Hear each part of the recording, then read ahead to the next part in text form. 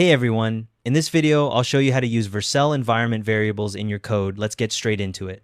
Open your Vercel project dashboard. In the left sidebar, click on the Settings tab, then click on Environment Variables.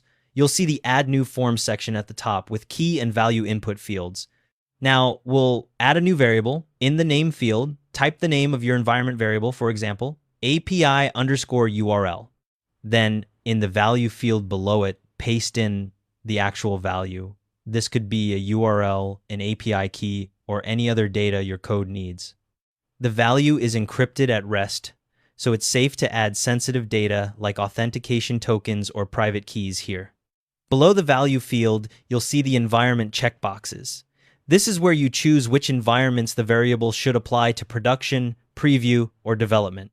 You can select one, multiple, or all three depending on where you need the variable. Once you've set that, click the Save button at the end of the form. The variable will appear in the list below the form, confirming it's been added. Now let's access this variable in your code. In any server-side file, that's your API routes, server components, or functions, like get server-side props, you reference the variable using process.env.your_variable_name. So if you created a variable called db_host, you'd access it as process.env.db_host.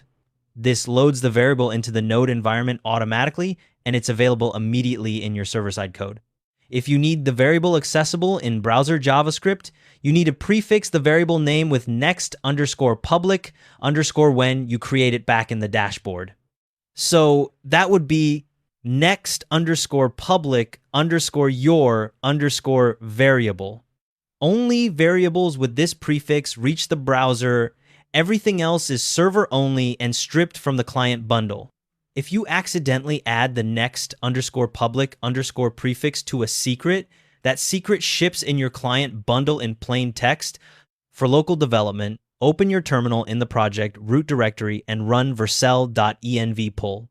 This command exports your development environment variables to a local.env file, so your local setup matches what's on Vercel. If you haven't connected your local directory to the Vercel project yet, run Vercel link first. The CLI needs to know which project to pull variables from.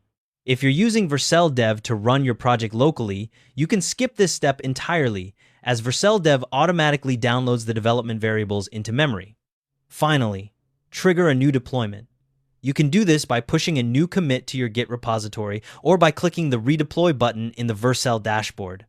Environment variable changes only apply to new deployments. They won't affect anything that's already live until you redeploy.